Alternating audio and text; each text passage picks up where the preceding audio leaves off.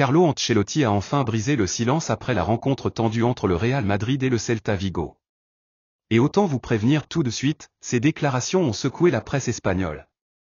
Après une victoire qui n'a pas totalement rassuré les supporters, l'entraîneur italien a pris la parole en conférence de presse. Et cette fois, il n'a pas cherché à minimiser les choses. Il a commencé par féliciter l'équipe pour les 3 points, mais rapidement, le ton a changé. Voici ce qu'il a dit. On a gagné, oui. Mais on a souffert. Et ce n'est pas normal. Il y a des moments où on se relâche trop. Et si on continue comme ça, on met en danger nos objectifs.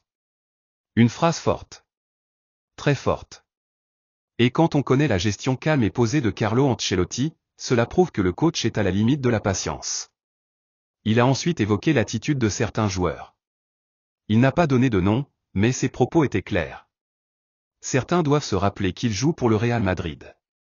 L'exigence ici est au plus haut. Pas d'excuses. Derrière ces mots, beaucoup pensent qu'il visait quelques titulaires qui, ces derniers temps, semblent moins impliqués.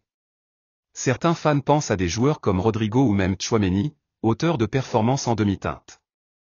Et lorsqu'on lui a parlé de l'arbitrage, Ancelotti a été encore plus mystérieux. Je préfère ne pas commenter. Mais tout le monde a vu ce qui s'est passé. Il y a des décisions qui nous ont clairement désavantagés.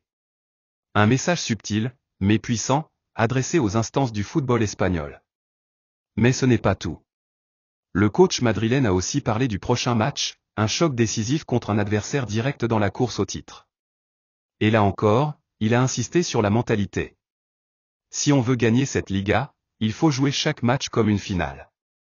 Pas à 70%, pas à 80%.